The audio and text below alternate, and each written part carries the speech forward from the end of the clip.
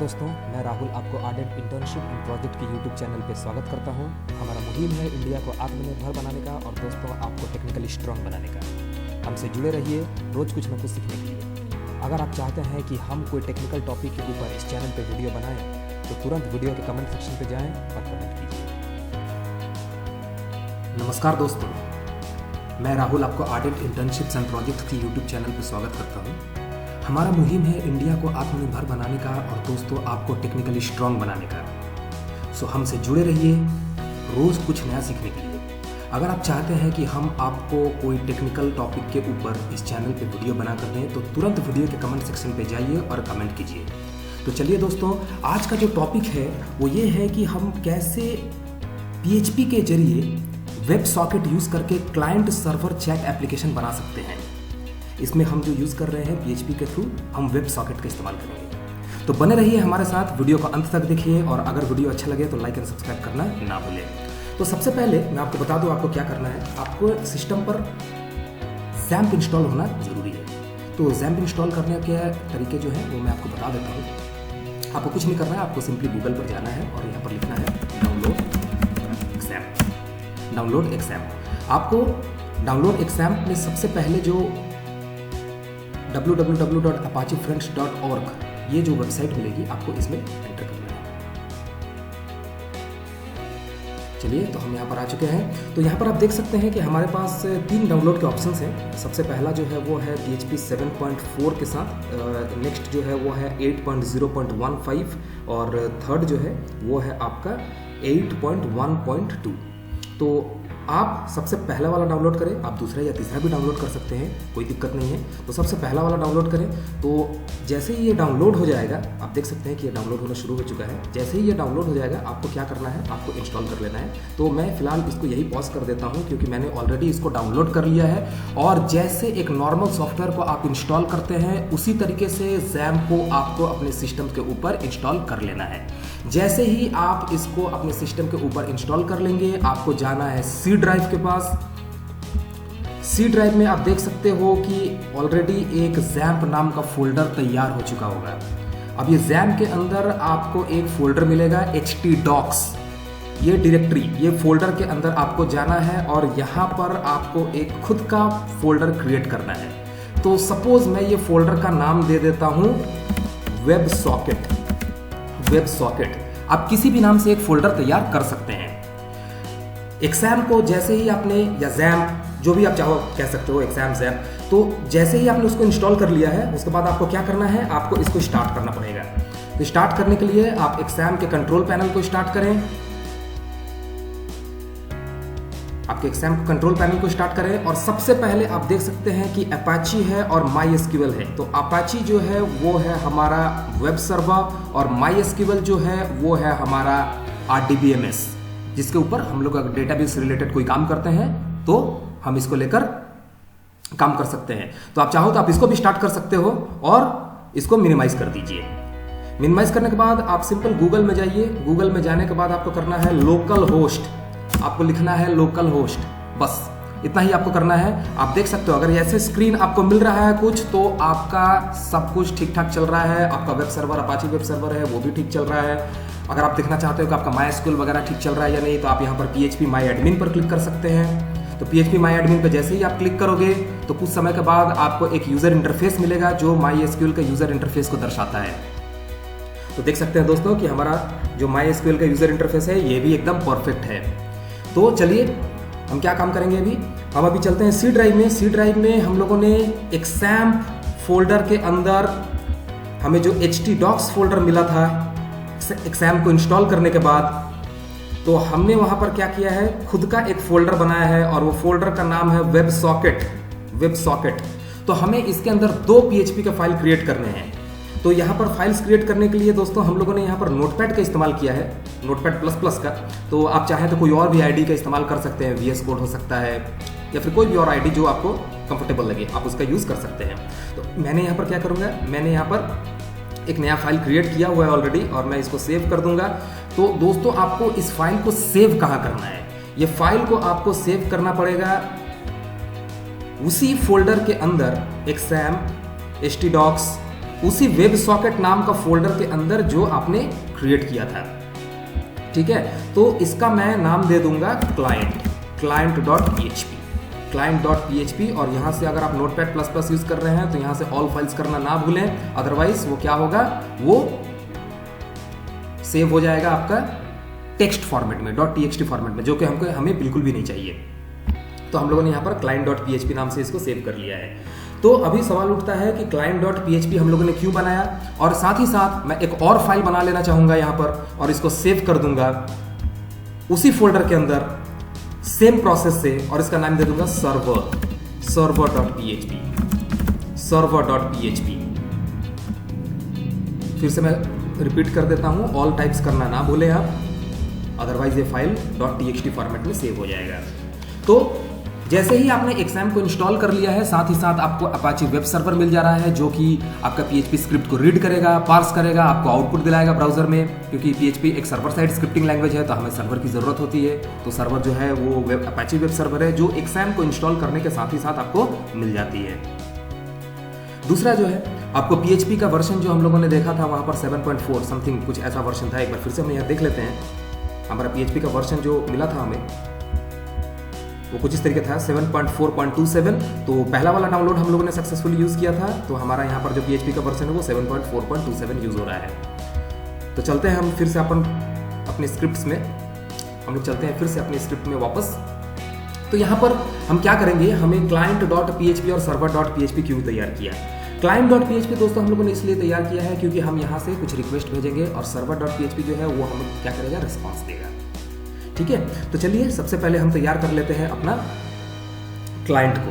तो client.php file के अंदर हमें क्या करना पड़ेगा, सबसे पहले हमें एक HTML का फॉर्म बनाना पड़ेगा। तो हम फॉर्म कैसे बनाएंगे, फॉर्म बनाने के लिए हम लोग यूज करेंगे फॉर्म टैग का, और हमें यहाँ से जो डेटा हमको भेजना है वो डेटा हम भेजेंगे पोस्ट मेथड के जरिए। आप चाहो तो गेट का भी इस्तेमाल कर सकते हैं, लेकिन गेट मेथड हम लोग को मालूम है किस लिए यूज करते हैं हम लोग। गेट मेथड यूज अगर हम लोग करेंगे तो डेटा जो होगा हमारा वो URL में विजिबल हो जाता है। पोस्ट मेथड अगर हम लोग यूज करते हैं तो डेटा जो है वो URL में विजिबल नहीं होगा। तो फिलहाल हम लोग यहाँ पर पोस्ट मेथड का यूज कर रहे हैं, ये ज़्यादा सिक्योर्ड है। हम एक टेबल तैयार कर लेंगे, ये बेसिक सा HTML का कोड है जो मैं आपको बताने जा रहा हूँ। हम लोग यहाँ पर एक टेबल तैयार कर लेंगे। ये टेबल के अंदर हम लोगों को एक टेबल रो तैयार करना है। इस रो के अंदर हमें एक टेबल डेटा लेना पड़ेगा, टेबल डेटा, जिसके अंदर हम सिंपल सा एक फील्ड बनाएंगे जहां पर हम मैसेज एंटर कर सकते हैं। तो आइए मैं कोड लिख देता हूं। हमें लेना पड़ेगा इनपुट टाइप टेक्स्ट, और हम इसे एक नेम दे देते हैं। ये नेम का क्या यूज है मैं आपको बाद में बताऊंगा।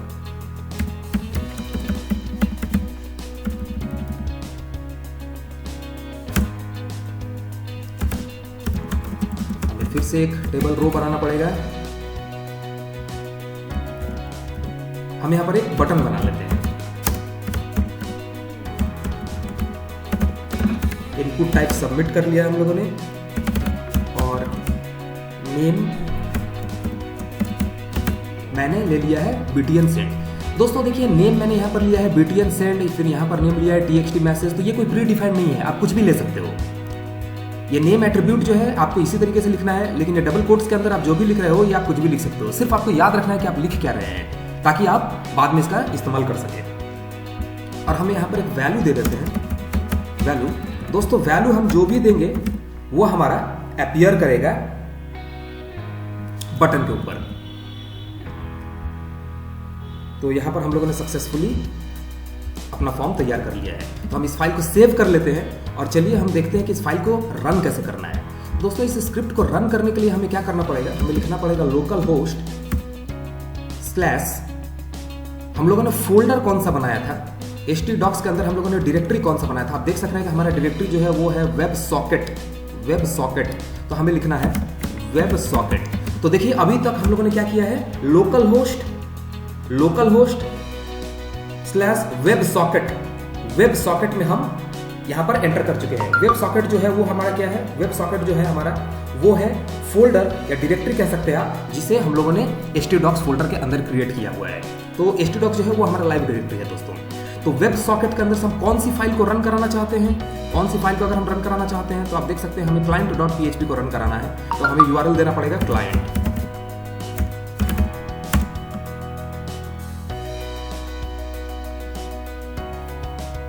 तो आप देख सकते हैं हमारा फाइल जो है रन कर सका है, लेकिन हमारा जो बटन है वो किसी कारण से वो ऊपर चला गया, लेकिन वो तो नीचे होना चाहिए था। हम देख लेते हैं क्या प्रॉब्लम्स है यहाँ पर।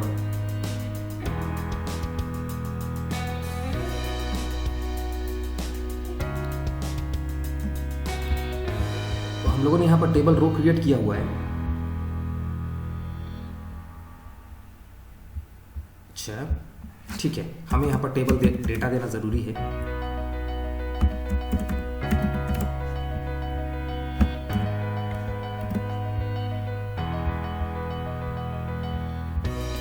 HTML का टैग्स दे देते हैं हम लोग, अगर आप चाहो तो दे सकते हो। ये हमारा रूट टैग है HTML का।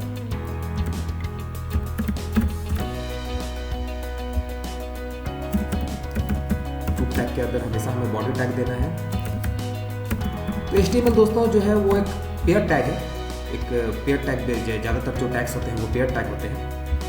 अभी हम देख सकते हैं कि हमारा जो मैसेज का लिखने का जो जगह है वो हम लोगों ने यहाँ पर दिया हुआ है, और इसके बाद ही हमारा क्या हो रहा है, बटन हमारा अलाइन हो चुका है प्रॉपर। तो चलिए, तो यहाँ पर हम लोगों ने क्या किया है, हम लोगों ने अपना फॉर्म तैयार कर लिया है, और ये हमारा जो फॉर्म है वो इजीली हम लोग इसका इस्तेमाल कर सकते हैं। अभी हमें क्या करना है, हमें यहाँ पर इसको कनेक्ट करना है, इस पर्टिकुलर फॉर्म को कनेक्ट करना है। तो कैसे करेंगे हम लोग ये फॉर्म चीज, इसको कहते हैं PHP स्टैंडर्ड टैग। इसको कहते हैं PHP स्टैंडर्ड टैग। ये PHP का स्टैंडर्ड टैग है। आप चाहो तो ये शॉर्ट टैग भी दे सकते हो, लेकिन ये शॉर्ट टैग को यूज करने के लिए हमें php.ini एक PHP का कॉन्फ़िगरेशन फाइल है, वहां से जाकर हम लोगों को इसको इनेबल करना पड़ता है। लेकिन ये कैसे इनेबल करते हैं, कैसे नहीं इनेबल करते हैं, क्या करना चाहिए क्या नहीं करना चाहिए, ये मैं आपको नेक्स्ट वीडियो में बताऊंगा। तो यहाँ पर हमें क्या करना है, हमें स्टैंडर्ड टैग लेकर काम करना है। तो यहाँ पर हमें कुछ PHP के कोड लिखने पड़ेंगे। तो दोस्तों हम लोगों ने यहाँ पर PHP का फाइल तैयार किया है, उसमें हम लोगों ने HTML कोड लिखा है, और साथ ही साथ हम PHP कोड लिख रहे हैं। इसका रीज़न ये है कि PHP का कोई भी अपना एडिटर नहीं होता है। हम PHP के कोड को HTML के कोड के साथ इजीली एम्बेड कर सकते हैं। तो अगर हम एक सिंपली एक PHP का स्क्रिप्ट तैयार करते हैं, या फिर आप कह सकते हो फाइल तैयार कर सकते हो, तो उसके अंदर आप HTML और PHP के कोड दोनों को आप लिख सकते हो। तो हमें सबसे पहले क्या करना है, एक वेरिएबल लेना है। ये रहता है PHP का वेरिएबल। PHP में कोई भी वेरिएबल हम डिक्लेयर करते हैं तो $साइन से डिक्लेयर करते हैं। तो मैंने एक वेरिएबल डिक्लेयर किया है यहाँ पर, उसका वैल्यू ले लिया मैंने लोकल होस्ट। मैं यहाँ पर एक पोर्ट लूंगा। ये पोर्ट मैंने ले लिया है सपोज। अभी आप सोच रहे होंगे कि मैंने ये पोर्ट 20205 ही क्यों लिया। देखिए दोस्तों, ये पोर्ट जो है, ये पोर्ट नंबर कुछ भी हो सकता है, कोई भी पॉजिटिव नंबर हो सकता है 1024 से 65535 के बीच में। मैं यहाँ पर लिख देता हूँ ताकि आपको समझने में आसानी हो।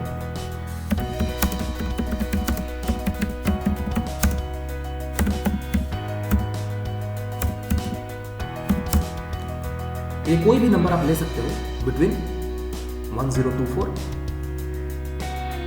एंड 6553। तो ये दोनों के बीच में आप कोई भी नंबर ले सकते हैं।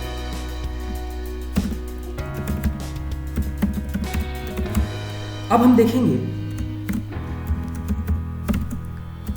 इफ आई से $_पोस्ट, हम लोगों ने यहां लिखा है इफ आई से $_पोस्ट।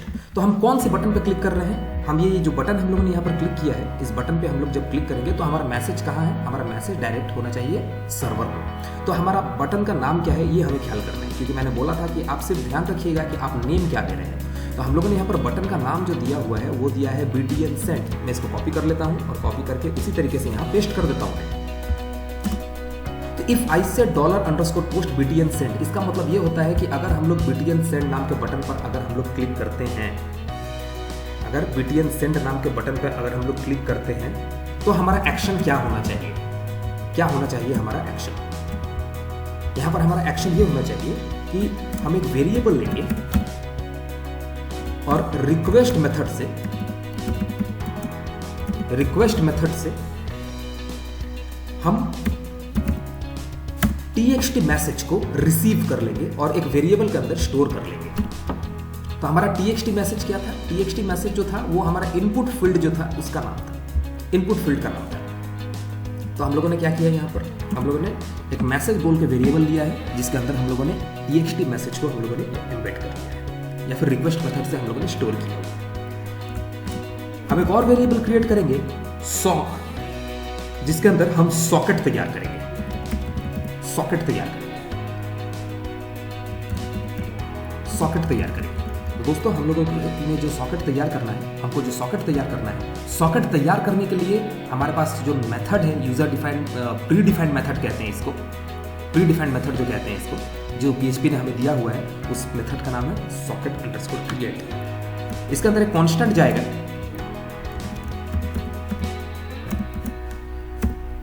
और दूसरा जो जाएगा कांस्टेंट वो होगा स्ट्रिंग एंड 0। तो ये तीन पैरामीटर जो है ये फिक्स्ड है। PHP में अगर हम लोग कोई भी सॉकेट तैयार करेंगे, तो कोई भी सॉकेट तैयार करेंगे अगर हम लोग PHP में, तो हमारा ये सॉकेट अंडरस्कोर क्रिएट मेथड का इस्तेमाल करेंगे और इसके अंदर तीन पैरामीटर जाएगा जो कि फिक्स्ड रहता है। तो ये तीन पैरामीटर्स, पहले दो पैरामीटर्स जो है वो कांस्टेंट है और तीसरा पैरामीटर जो है वो 0 होगा, वो 0 होगा। अब हमें सॉकेट को कनेक्ट करना है, अभी हमें सॉकेट को कनेक्ट करना है। तो सॉकेट को कनेक्ट करने के लिए हम जो मेथड का इस्तेमाल करेंगे वो होगा socket underscore connect.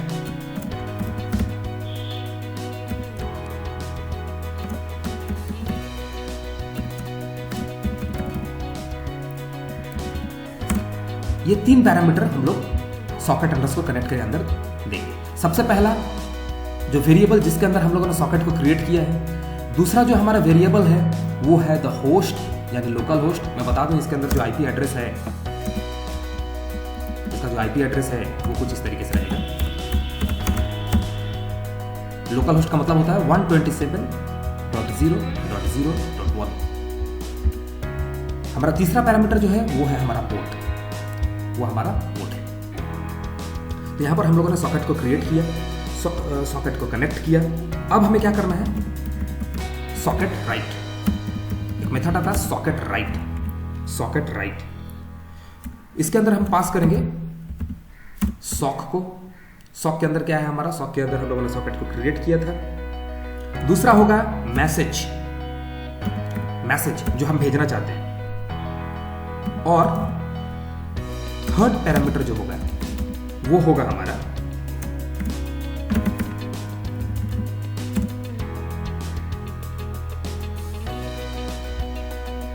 Length of the message, length of message. String length क्या होता है, लेंथ निकालता है, मैसेज का लेंथ निकालता है। तो ये होगा हमारा थर्ड पैरामीटर, ये होगा हमारा थर्ड पैरामीटर। अभी हमें सॉकेट को रीड करना है, अभी हमें सॉकेट को रीड करना है। सॉकेट को रीड करने के लिए हमें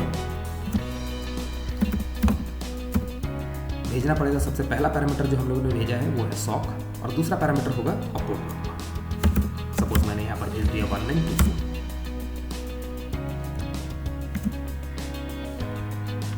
हमने फिर से वही वेरिएबल का इस्तेमाल किया। PHP में एक वेरिएबल का इस्तेमाल आप मल्टीपल टाइम कर सकते हैं।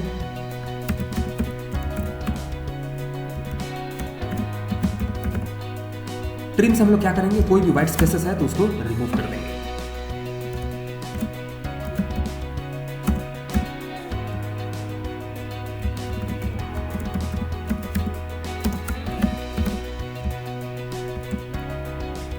/t देंगे दोस्तों हम यहाँ पर टैब के लिए,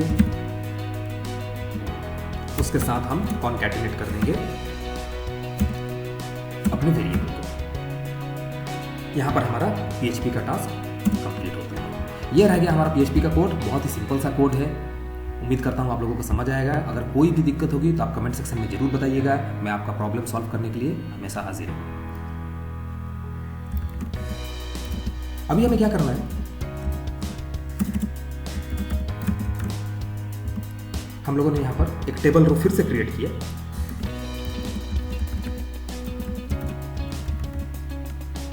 टेबल डेटा, उसके अंदर हम क्रिएट करेंगे text area. Text area. Text area दोस्तों क्या है? टेक्स्ट एरिया जैसे एड्रेस का फील्ड होता है ना, जिससे हम एड्रेस एंटर करते हैं, वैसे कुछ टेक्स्ट एरिया होता है। मैं आपको अभी दिखा दूंगा। जब हम इसका आउटपुट देखेंगे तब हम लोग एक्चुअली जानेंगे कि ये टेक्स्ट एरिया का काम क्या है।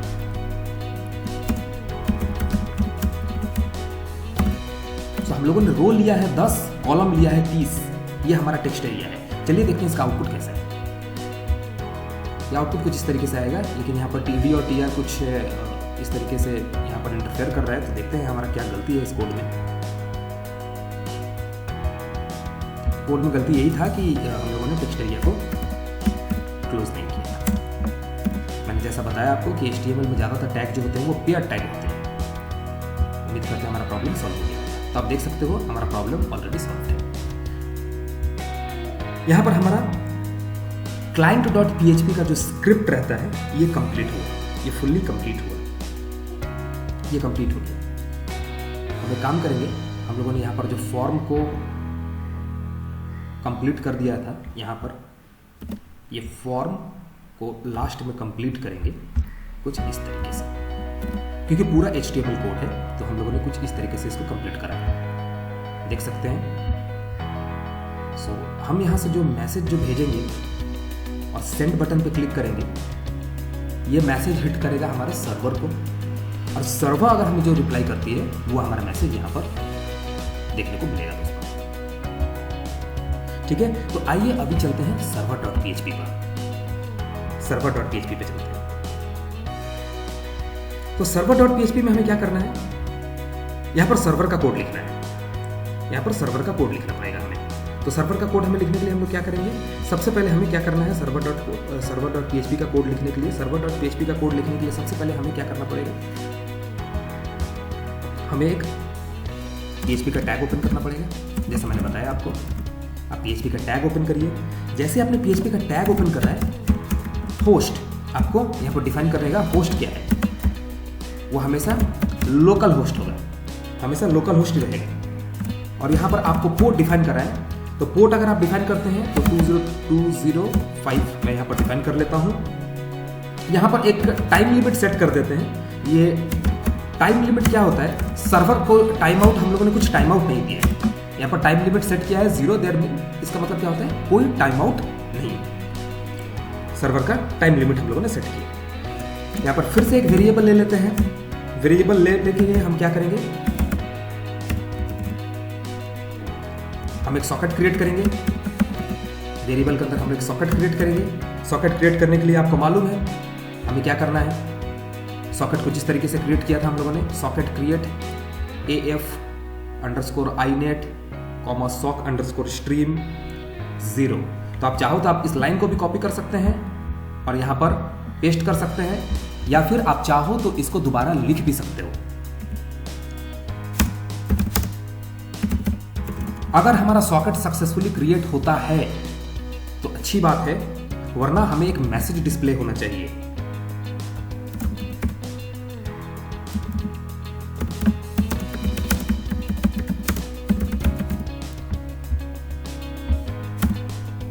Could not create socket. अगर हमारा सॉकेट क्रिएट हो जाता है तब तो अच्छी बात है, वरना हमें एक मैसेज डिस्प्ले होना चाहिए। इसीलिए डाई मेथड के अंदर मैंने लिखा है कुड नॉट क्रिएट सॉकेट। ये मैसेज तब डिस्प्ले होगा दोस्तों जब हमारी सॉकेट क्रिएट होने में कोई दिक्कत आएगी। हम एक और वेरिएबल ले लेते हैं।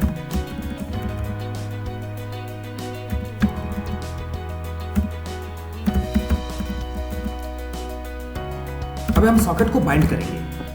सॉकेट को बाइंड करेंगे, जो सॉकेट हम लोगों ने क्रिएट किया उसको हम बाइंड करेंगे। तो हम लोगों ने सॉकेट क्रिएट किया था दोस्तों, शॉक वेरिएबल के अंदर स्टोर किया था उसे।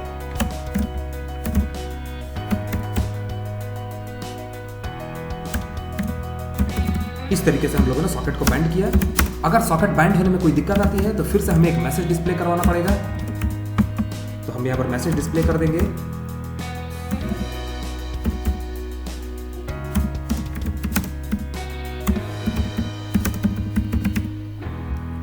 यहाँ पर हम लोगों ने मैसेज लिख दिया। अगर हमारा सॉकेट बाइंड हो जाता है तो लास्ट मेथड जो हम यूज करेंगे यहाँ पर वो हमारा होगा socket listen. Socket listen, socket को लिसन करने के लिए हमारा यहाँ पर मेथड पहले से ही दिया हुआ है PHP ने। तो सॉकेट हम लोगों ने क्रिएट करके रखा था, सॉक के अंदर हम लोगों ने इसको लिख दिया। अभी हमें क्या करना पड़ेगा, अगर हमारा सब कुछ सही तरीके से चलता है, अगर हम लोगों ने सॉकेट क्रिएट किया है, हमारा सॉकेट सक्सेसफुली क्रिएट हो जाता है, हम लोगों ने सॉकेट को बाइंड किया है, सॉकेट को लिसन किया है, अगर सब कुछ सही तरीके से हो जाता है, सब कुछ ठीक ठाक रहता है, तो कुछ मैसेज मिलना चाहिए, हमें कुछ मैसेज मिलना चाहिए। हम यहाँ मैसेज दे देते हैं listening for connection, listening for connection, ये हमें मैसेज दे दिए। या फिर आप चाहो तो आप कोई और भी मैसेज दे सकते हो, कोई दिक्कत नहीं। हम यहाँ क्लास क्रिएट करेंगे PHP में, वो क्लास का नाम मैंने चैट दे दिया, आप चाहो तो आप कुछ और नाम भी दे सकते हो, लेकिन जो भी आप नाम दीजिएगा उसी क्लास का ऑब्जेक्ट आपको तैयार करना पड़ेगा। कैसे ऑब्जेक्ट तैयार करते हैं ये मैं आपको बता दूंगा। हम यहाँ फंक्शन डिक्लेयर करेंगे PHP में। फंक्शन PHP में फंक्शन कीवर्ड से ही डिस्प्ले होता है। ये फंक्शन का नाम हम लोगों ने दे दिया रीड लाइन, आप चाहो तो कोई और भी फंक्शंस क्रिएट कर सकते हैं। ये रिटर्न करेगा rtrim stdin, ये क्या है, ये है हमारा स्टैंडर्ड इनपुट, ये हमारा स्टैंडर्ड इनपुट, और इसको आपको भेजना पड़ेगा fgets मेथड के अंदर। तो rtrim का यहां पर काम क्या हो रहा है दोस्तों, rtrim का काम होता है व्हाइट स्पेसेस को रिमूव करना राइट साइड स्ट्रिंग से। स्ट्रिंग का राइट साइड से हमें कोई भी व्हाइट स्पेसेस अगर मिलते हैं तो हमें उसको रिमूव कर देना है। rtrim क्या करता है, rtrim कोई भी व्हाइट स्पेसेस को रिमूव कर देता है स्ट्रिंग से, उसके राइट साइड से। तो यहां पर आप देख सकते हैं कि हमारा ये रिटर्न टाइप कंप्लीट हो गया इस फंक्शन का। यहां पर हम लोग अपना क्लास कंप्लीट करते हैं, क्लास कंप्लीट करते हैं इसका मतलब क्लास चैट को कंप्लीट करते हैं। उसके बाद हम यहां पर डू का इस्तेमाल करेंगे, डू वाइल लूप का। डू वाइल लूप का सिंटेक्स कुछ इस तरीके से होता है, डू, ये बेसिकली ये एक ऑड लूप है, कंडीशन सेटिस्फाई हो या ना हो ये एक बार एग्जीक्यूट करेगा ही करेगा। ये डू वाइल लूप रहा। सो डू वाइल के अंदर हम क्या करेंगे, एक वेरिएबल डिक्लेयर करेंगे,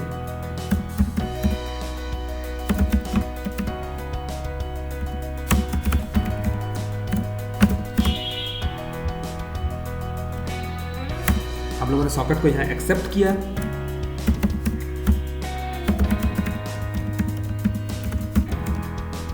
सॉकेट को रीड किया, ये पोर्ट नंबर आप कुछ भी दे सकते हो, मैंने बताया आपको किस तरीके से आपको ये पोर्ट नंबर को डिसाइड करना है।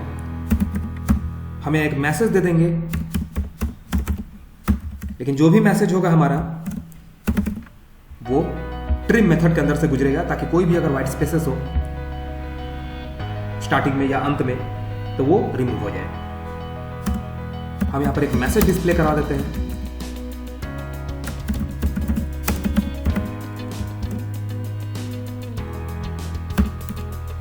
दोस्तों जैसे कि मैंने बताया /t देते हैं हम लोग टैब के लिए, और हम यहाँ पर अपना मैसेज को कॉन्कैटिनेट कर लेंगे। अगर हमारे पास नेक्स्ट कोई मैसेज आता है तो अगला मैसेज जो है वो /n मैंने क्यों दिया है, न्यू लाइन के लिए, न्यू लाइन के लिए। यहाँ पर हमारा डू का काम कंप्लीट होता है, जो भी कोड्स हमें लिखना है डू के अंदर वो हम लोगों ने लिख दिया है। अभी हमें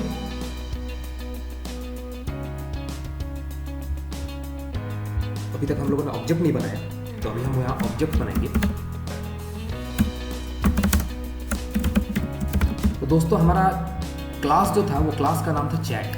आप देख सकते हैं यहाँ पर हमारा क्लास जो है वो क्लास का नाम क्या है, चैट है। तो हम लोगों ने यहाँ पर भी ऑब्जेक्ट बनाया है, हम लोगों ने एक वेरिएबल लिया है, वेरिएबल लेने के बाद न्यू कीवर्ड का इस्तेमाल किया है, न्यू कीवर्ड का इस्तेमाल करने के बाद हम लोगों ने यहाँ पर चैट का ऑब्जेक्ट बनाया है। तो कुछ इस तरीके से ऑब्जेक्ट तैयार होता है, मैं यहाँ पर लिख देता हूँ। क्रिएटिंग ऑब्जेक्ट ऑफ क्लास मैंने यहाँ लिख दिया है ताकि आप लोगों को कोई परेशानी ना हो। जैसे ही हम लोग ऑब्जेक्ट तैयार कर लेंगे, ऑब्जेक्ट तैयार करने के बाद एक मैसेज डिस्प्ले होगा, एंटर रिप्लाई, एंटर रिप्लाई, फिर से /t दे देते हैं यहाँ पर टैब के लिए, और जो भी हमारा रिप्लाई होगा, जो भी हमारा रिप्लाई होगा, जो भी हमारा रिप्लाई होगा उसको हम रीड लाइन नाम का जो मेथड था हम यहाँ कॉल कर लेते हैं ऑब्जेक्ट के जरिए। ऑब्जेक्ट जो है हमारा वो हम लोगों ने लाइन बोल के वेरिएबल के अंदर स्टोर किया हुआ है। देखिए डॉलर लाइन, तो डॉलर लाइन से हम ये रीड लाइन नाम का जो मेथड है जो कि हम लोगों ने पहले तैयार करके रखा हुआ है उसको हम कॉल करते हैं, और कॉल करने के बाद रिप्लाई वेरिएबल नाम के वेरिएबल के अंदर हम उसको स्टोर करते हैं। जैसे ही हमारा रिप्लाई यहाँ स्टोर हो जाता है उसके बाद हम क्या करेंगे, उसके बाद हम सॉकेट राइट का इस्तेमाल करेंगे। सॉकेट राइट, सॉकेट राइट का इस्तेमाल करेंगे। सॉकेट राइट के अंदर सबसे हमारा जो पहला पैरामीटर होगा वो होगा एक्सेप्ट, वो होगा एक्सेप्ट। दूसरा हमारा जो पैरामीटर होगा वो होगा रिप्लाई, वो होगा हमारा रिप्लाई। और तीसरा पैरामीटर जैसे मैंने आपको बताया जब क्लाइंट का कोडिंग कर रहा था, मैं client.php का कोडिंग लिख रहा था तो उसमें मैंने आपको बताया कि तीसरा जो पैरामीटर होगा वो क्या होगा, string length, length of string, string की लेंथ कितनी। तो यहां पर हम लोगों ने इसको कंप्लीट करा। तो अभी आप देख सकते हैं कि हम लोगों ने यहां पर फाइनली सारा का सारा कोड लिख दिया है, और अभी हमें लिखना है व्हाइल लूप। सो व्हाइल लूप में हम सिंपली इतना ही भेजेंगे, व्हाइल ट्रू, जब तक कनेक्शन हमारा एस्टैब्लिश्ड रहेगा ये काम होता रहेगा। उसके बाद हम सिक्योरिटी पर्पस के लिए सॉकेट को क्लोज कर देंगे। तो सॉकेट को क्लोज करने के लिए PHP ने पहले से एक मेथड दिए रखा है, वो मेथड जो है उसको कहते हैं सॉकेट क्लोज। ये दो पैरामीटर लेता है, सबसे पहला पैरामीटर लेगा एक्सेप्ट, जिसमें आप लोगों ने सॉकेट एक्सेप्ट कराया था, और दूसरा पैरामीटर जो होगा वो होगा हमारा द सॉकेट, जिसको हम लोगों ने क्रिएट किया हुआ था। तो आप देख सकते हैं कि $shock जो है ये पहले ही हम लोगों ने यहाँ पर यूज़ किया हुआ है सॉकेट को क्रिएट करने के लिए।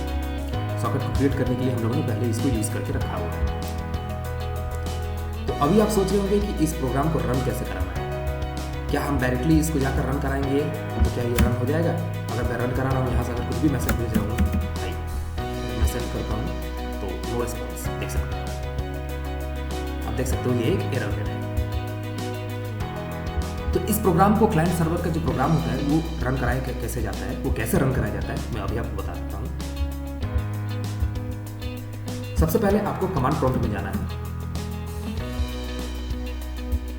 कमांड प्रॉम्प्ट में जाने के बाद आपको जो पाथ रहेगा वो पाथ सेट करना है कुछ इस तरीके से। आपको सी ड्राइव में जाना है, सी ड्राइव में एक XAMPP आपको मिल जाएगा, XAMPP के पास आपको htdocs मिल जाएगा। ये htdocs के अंदर आपने जो फोल्डर तैयार किया हुआ था वेब सॉकेट, इसके पाथ को आपको कॉपी करना है। इस पाथ को आपने कॉपी करना है। CD हम लोग चेंज डायरेक्टरी के लिए यूज करेंगे, और यहाँ पर हम लोग यूज करेंगे वेब सॉकेट। तो आप देख सकते हो हम लोगों ने अभी वेब सॉकेट फोल्डर के अंदर प्रवेश किया है।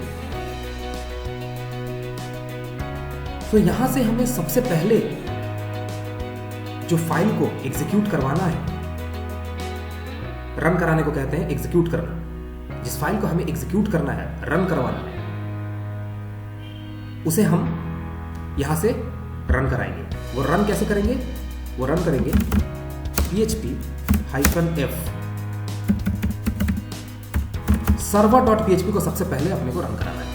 हम यहां से php-f server.php, तो आप देख सकते हो यहां सर वो दिख रहा है लिसनिंग फॉर कनेक्शन, यहां दिख रहा है listening for connection, listening for connection. अब यहां आपको जाना है और आपको ये client.php को जो पहले से एरर दे रहा था आपको इसे फिर से रिफ्रेश करना है। रिफ्रेश करने के बाद आप यहां से हाई आर्डेंट इंटर्नशिप और आपको करना है सेंड। जैसे ही आप इसको सेंड कर दीजिएगा, आप यहां देख सकते हैं listening for connection client says high ardent internship, high ardent internship. तो हमारा जो मैसेज जो है वो सर्वर के पास आ चुका है। अब यहां पर हमारा सर्वर क्या रिप्लाई देगा ये हमें देखना है। तो server hello dear friends,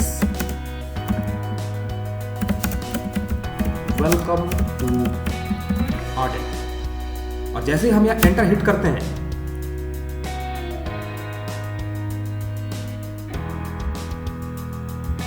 message यहाँ डिस्प्ले होनी चाहिए थी, लेकिन हमें लगता है कोई ना कोई दिक्कत आ गई है। चलिए फिर से एक बार देख लेते हैं।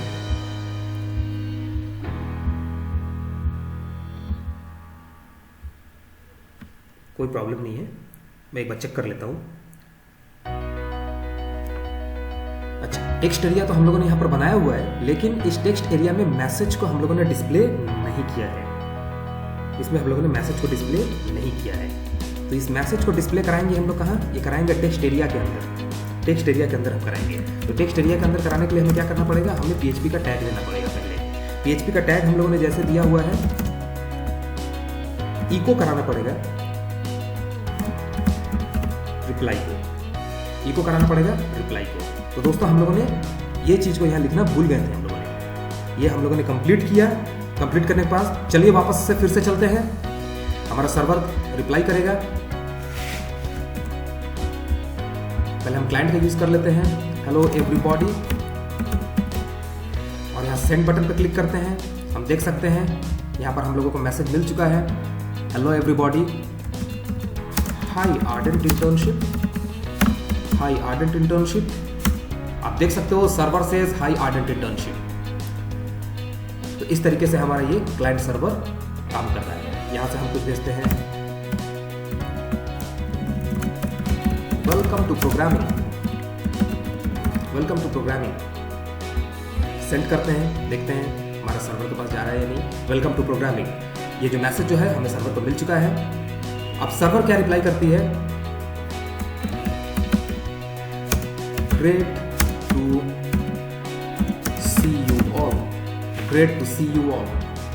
जैसे हम एंटर हिट करेंगे, ये मैसेज जो है ये हमारा क्लाइंट के पास पहुंच चुकी है। तो दोस्तों ये रहा आज का कंप्लीट प्रोग्रामिंग। और अगर आपको वीडियो पसंद आई तो कमेंट करें, अपने दोस्तों के साथ शेयर करें, और अगर आप चैनल पर नए हैं तो सब्सक्राइब करें और बेल आइकन को प्रेस करना ना भूलें। Thank you.